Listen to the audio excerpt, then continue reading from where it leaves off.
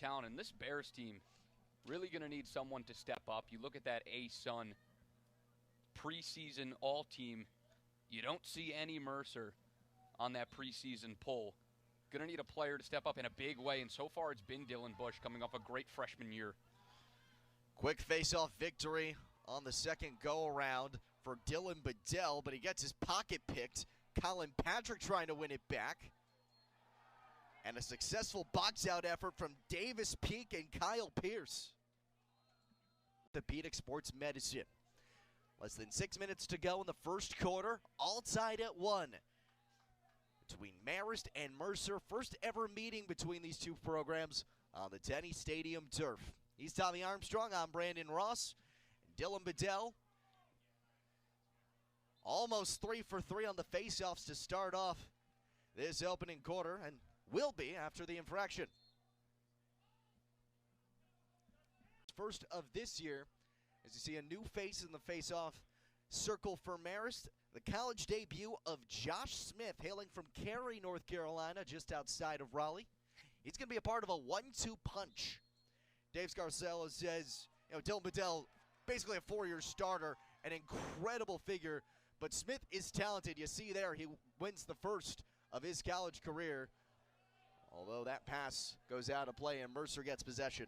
Yeah, get familiar with working the ball around, finding the right time to strike,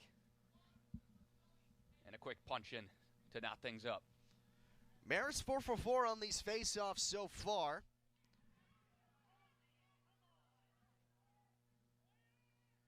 It will not become 5 for 5 as that winds up in the stick of Chris Cappelman. A lot of scramble, looked like they were pushing forward. But another successful ride as Josh Arneson picks it up. They've been aggressive in so much of its production. 7 top scores. It's top 7 scores from a year ago. You think about that, and then you add on to the fact so many of those are sophomores right now. Patrick's one of them. Colantonio, Mullen. A lot to be excited about in the years to come for this group. You said it, Brandon. And Patrick, one of the players that Coach Scarcella raved about coming into the season, said he got even better.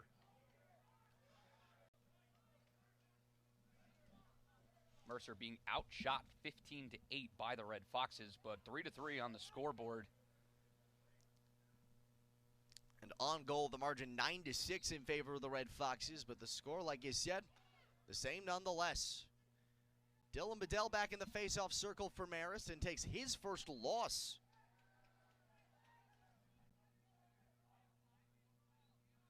As the Bears will try to reclaim the lead. It's Mercer, and the Red Foxes right before the break took the 4-3 lead with Drew Weissman, the freshman from Yorktown Heights. A common recruiting ground for these Red Foxes, picking up his first college goal, but Mercer quickly an opportunity to respond after the face-off victory that they might just squander, and they do. Josh Arneson picking up the ground ball. Not the response you're looking for. It was a fumble on the defensive side. Dave Scarcella, and when we asked him who was the most improved player from the offseason, the first name that came to mind was Colin Patrick. And we both had a collective thought of, he had 35 points as a freshman. How could he possibly be most improved? Well, lo and behold, and here's Dylan Bedell trying to go for the Fogo goal, but does not convert.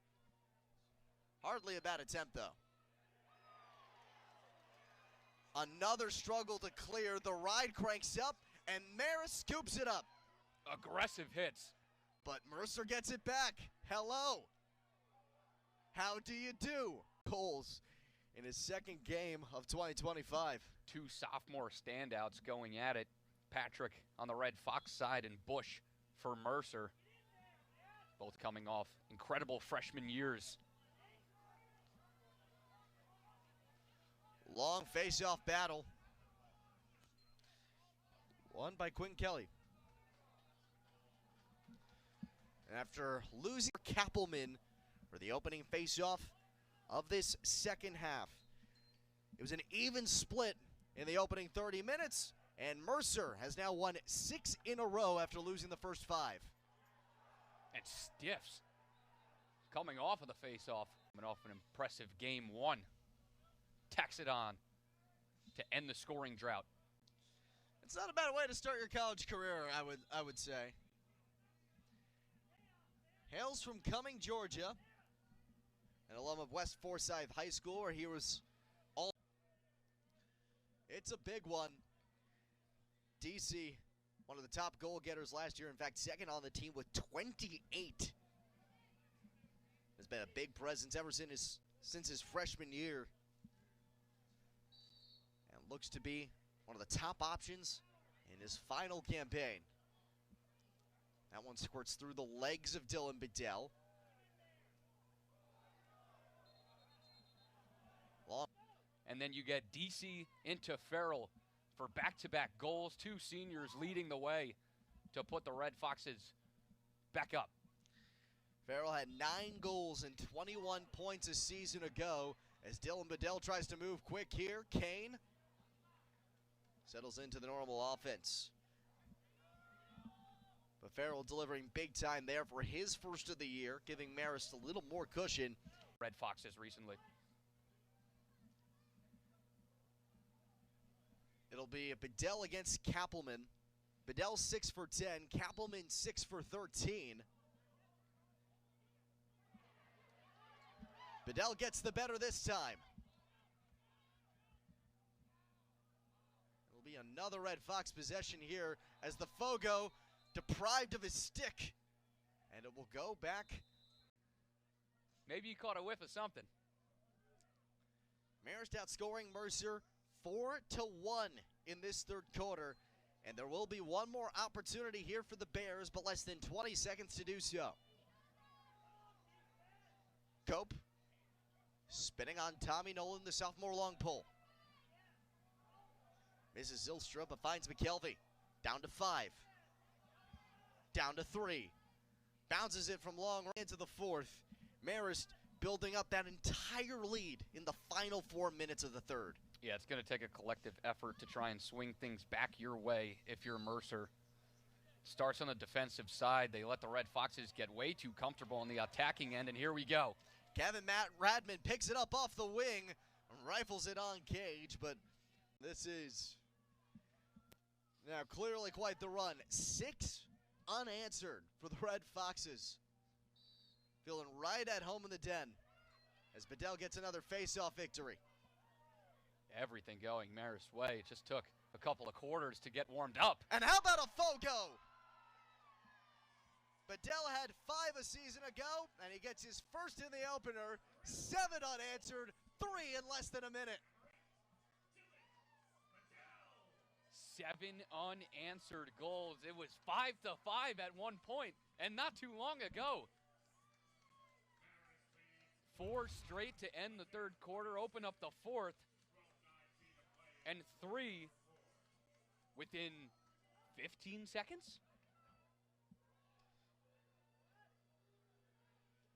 From the face-off win all the way. 21 seconds, 3 goals. And as you said, 7 unanswered for Marist. Finally, one face-off going Mercer's way, so that will slow the bleeding a little bit. 6 in game number 2 for Zylstra of his college career.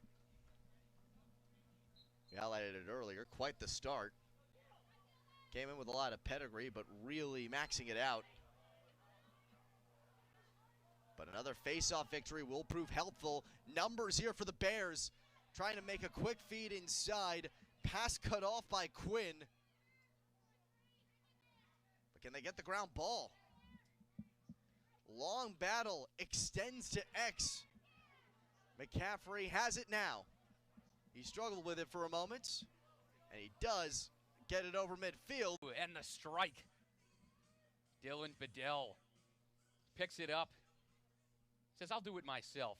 The third goal recorded in 21 seconds for Marist to really break things open. It's been all Red Foxes since.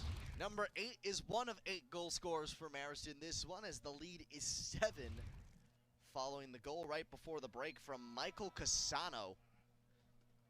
The long pole defender picking up his first of the year after racking up 3 as a freshman.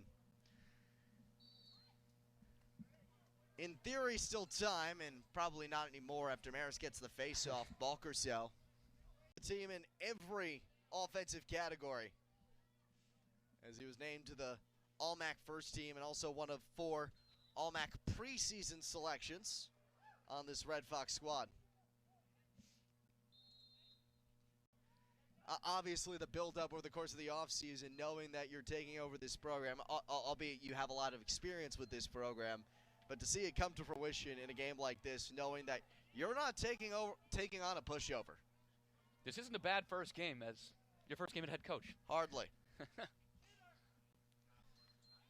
Quinn Kelly, a defender who had a goal